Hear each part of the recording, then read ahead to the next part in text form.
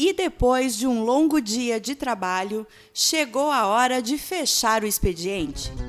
Está no ar mais um episódio do Fechando o Expediente, o podcast da Amaral, Andrade e Rodrigues Advogados, o primeiro gravado e produzido por um escritório de advocacia do norte do Rio Grande do Sul.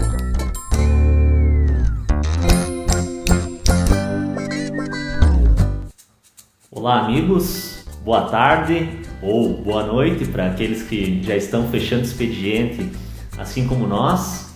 Meu nome é William, sou sócio do escritório, estou aqui hoje com o Dr. Bruno, especialista em Direito Político e Eleitoral, para mais um episódio do Fechando Expediente, que vai tratar sobre as convenções partidárias, mas sobretudo sobre como elas vão poder ser realizadas nesse ano de 2020 de maneira virtual. Tudo isso em função, claro, dos cuidados, relativos à pandemia do Covid-19. Boa noite, Bruno. Se apresenta aí, dá uma boa noite antes da gente iniciar, de fato, o nosso assunto. Boa noite, amigos. É um prazer estar aqui de novo e cada vez mais nesses nossos episódios sobre direito eleitoral, falando sobre temas que são inéditos. Isso eu acho que é muito interessante. O direito ele é uma coisa viva e nesses momentos em que a gente tem tantos temas inéditos para falar, a gente consegue perceber isso com mais clareza. Como tu disse, William, nós vamos falar sobre as convenções partidárias, especialmente sobre as convenções partidárias no formato virtual. E nesse contexto, desde logo, já é interessante fazer um pequeno parênteses para perceber o quanto esse momento difícil tem colocado à prova a forma com que a gente não só organiza as eleições, mas a própria leitura que a legislação faz desse processo democrático de escolha de representantes. Em 2020 é de certa forma estranho pensar que a gente ainda não tinha qualquer disposição, seja em lei ou jurisprudência, que possibilitasse de forma clara, que indicasse de que forma se validariam e etc. os elementos de uma reunião partidária virtual.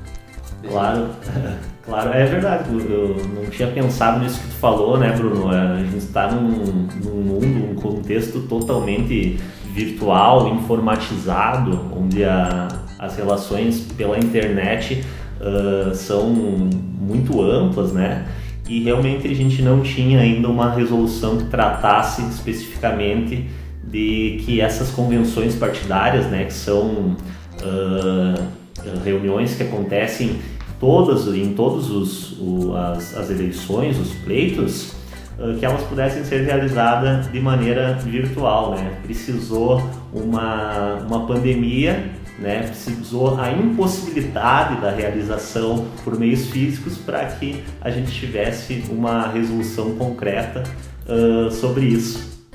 Mas assim, Bruno, eu queria fazer uma menção agora a alguns episódios atrás, mais especificamente no episódio 8 do Fechando Expediente, onde a gente tratou sobre os impactos da Covid-19 nas eleições de 2020.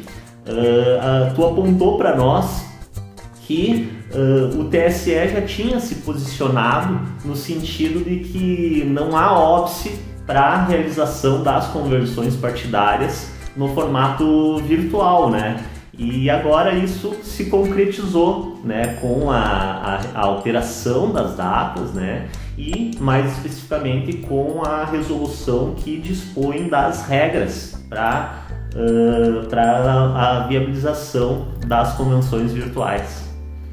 Exatamente. Naquela oportunidade, a gente foi antes, inclusive, da Emenda Constitucional 107 desse ano alterar a data das eleições. E aqui, um outro pequeno parênteses, nós havíamos defendido que nós não defendemos a impossibilidade da alteração, mas nós colocamos alguns sérios óbices constitucionais a alteração da data. E fazer um esclarecimento aqui para aqueles que nos ouvem, que eu acho que esse tema é muito interessante de se debater no âmbito do direito constitucional. Foi a situação fática da pandemia, o estado de verdadeira calamidade que nosso país vive, que torna constitucional a alteração das datas.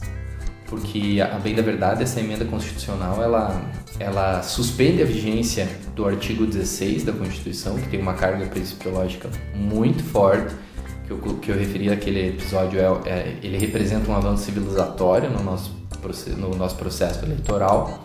E mais do que isso, né, ela também altera uma disposição constitucional, porque a data vinha prevista na Constituição.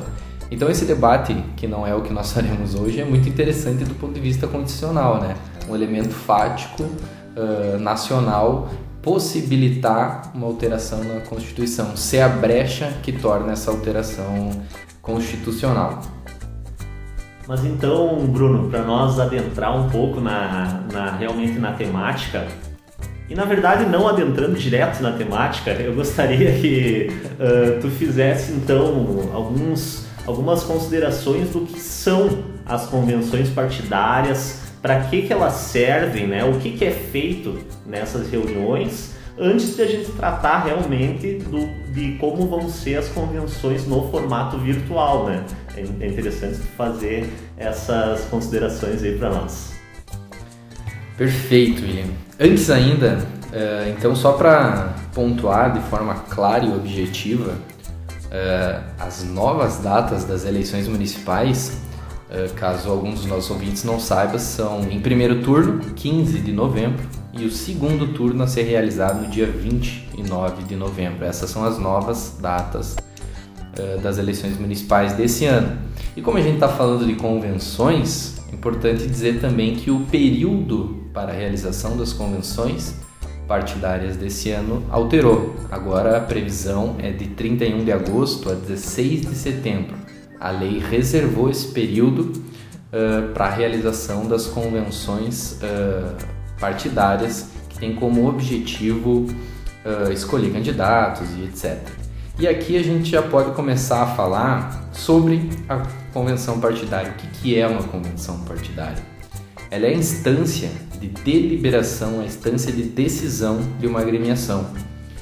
Ela se regula, em um primeiro momento, em grande parte, pelo próprio estatuto partidário. E aí tem uma questão interessante para a gente já comentar sobre as convenções partidárias em geral e também sobre a alteração das convenções virtuais. Em geral, a convenção partidária compete ao partido, à agremiação, porque é a sua instância de decisão, é a sua instância de deliberação. Mas a convenção partidária, no ano eleitoral, que tem o objetivo de escolher candidatos, de deliberar sobre a coligação ou não para a chapa majoritária, a escolha de números e etc., a Justiça Eleitoral fala assim, só um pouco, que essa me interessa. Essa eu preciso fiscalizar. E aí ela traz alguns requisitos de validade para tu comprovar de que forma que se deu as deliberações dessa convenção e também para comprovar a decisão. E é aí que entra a resolução 23.623, vou repetir, 23.623, que é a resolução que traz alguns apontamentos que o tribunal indicou para que a gente considere válido alguns elementos da convenção partidária no formato virtual. Porque, como eu falei, essa é a convenção que a Justiça Eleitoral pede um pouco de calma para a gente trabalhar junto, né? Os elementos, os requisitos de validação da convenção partidária, eles existem em lei e também em resolução para o formato tradicional. E só com a pandemia, com esse momento triste que vivemos, nós tivemos a edição dessa resolução no dia 30/6, bem recente, que apontou os requisitos de validação também para a convenção, agora no formato virtual. E é interessante isso em diversos aspectos, mas também porque agora abre uma porta para as outras instâncias, para os outros assuntos que um partido tem que deliberar, né? Não é só não são as convenções deste ano que tem como objetivo deliberar as eleições que vão poder ser virtuais, outras também. E nesse ponto, só já para concluir essa minha fala um pouco mais longa, um questionamento que tem sido muito presente é: bom, meu estatuto não prevê a convenção partidária no formato virtual. Quer dizer que eu não vou poder fazer?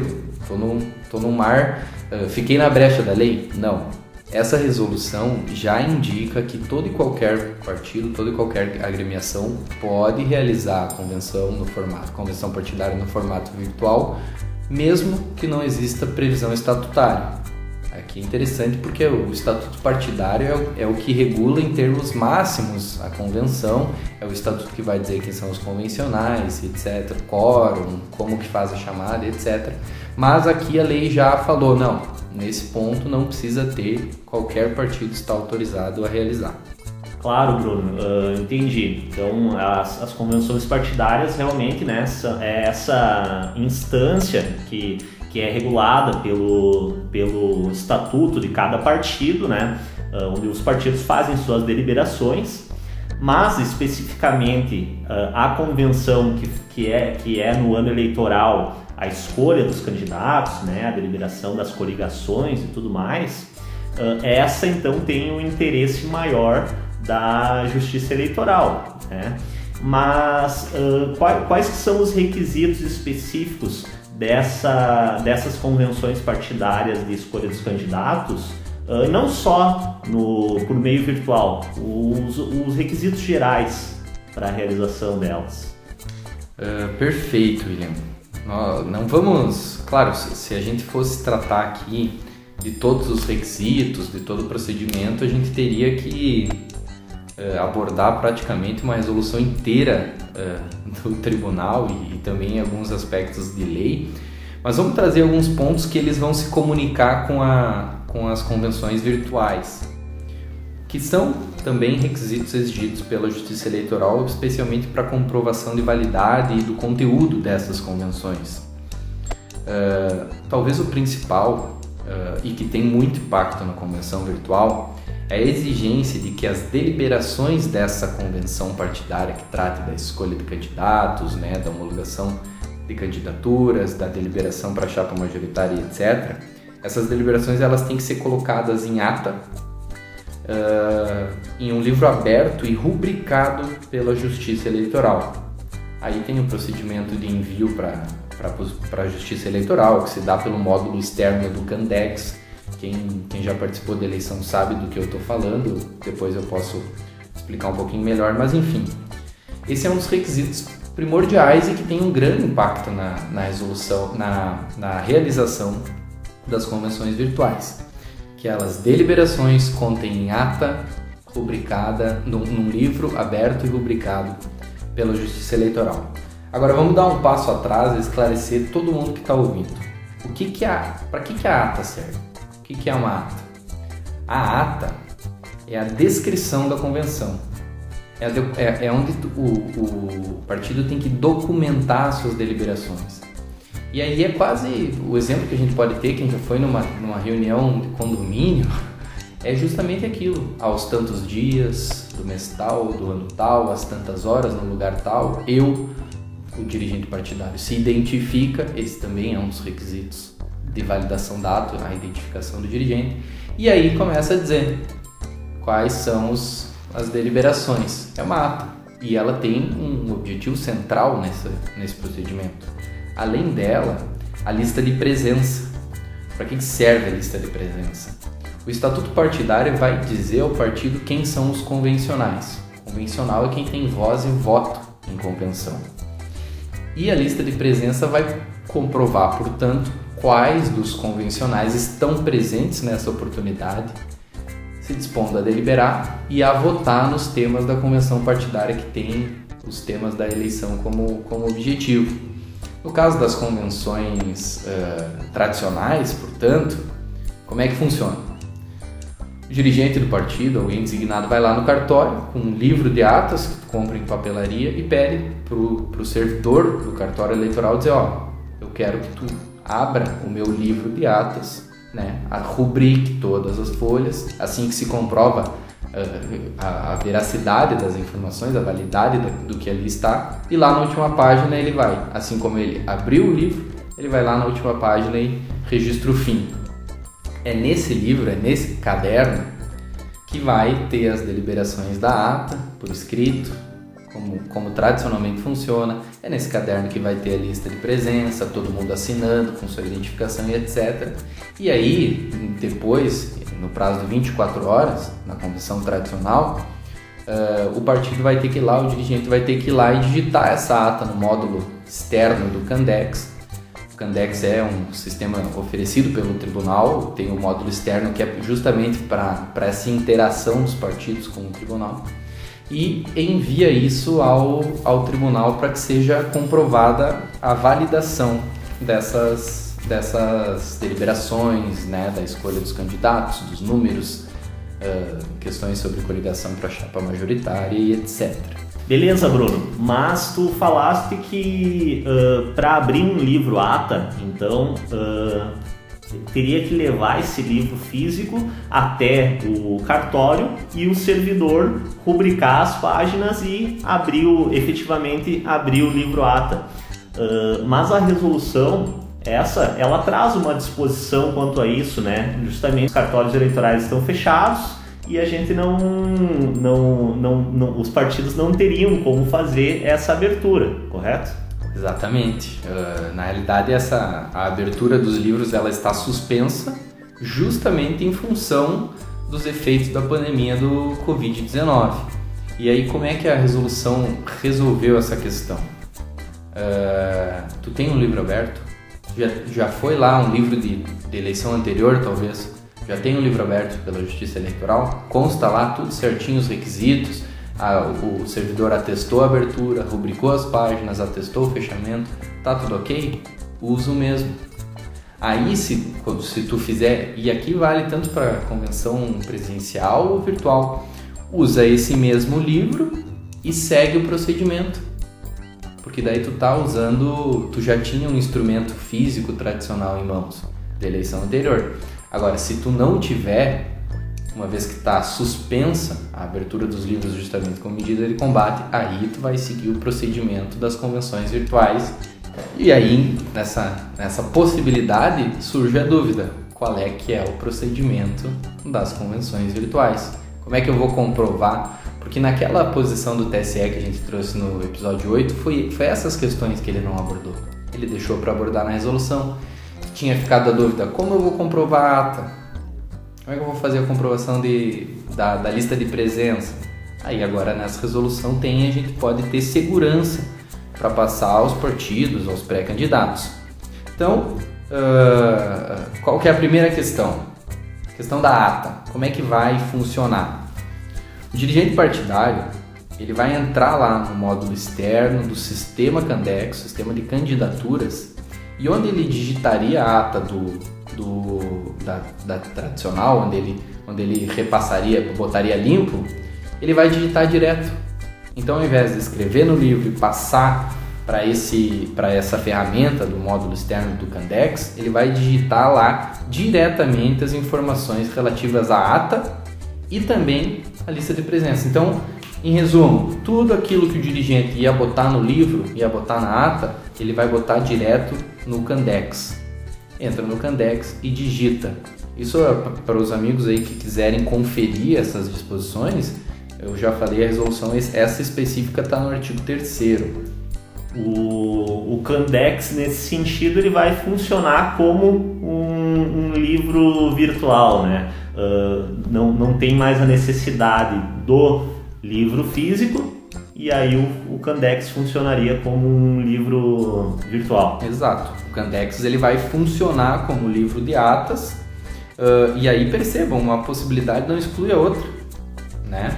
Tem a convenção, a possibilidade de convenção virtual, ela não está excluindo a convenção presencial. Isso é interessante dizer, porque as convenções partidárias elas têm um elemento quase festivo em determinadas situações, né? Firmamos uma coligação, né? Acreditamos na vitória das nossas ideias, muitas vezes filiados, pessoas próximas a filiados vão a essas reuniões. Então tem um elemento festivo que, a depender das circunstâncias, ali no dia 31 de agosto, 16 de setembro, talvez possa acontecer a presencial, mas uma não exclui a outra. E aqui a gente já tem o sistema Candex funcionando como livro-ata, facilitando realmente esse procedimento e dando o requisito de validade a esse documento que a Justiça Eleitoral exige. Certo, Bruno.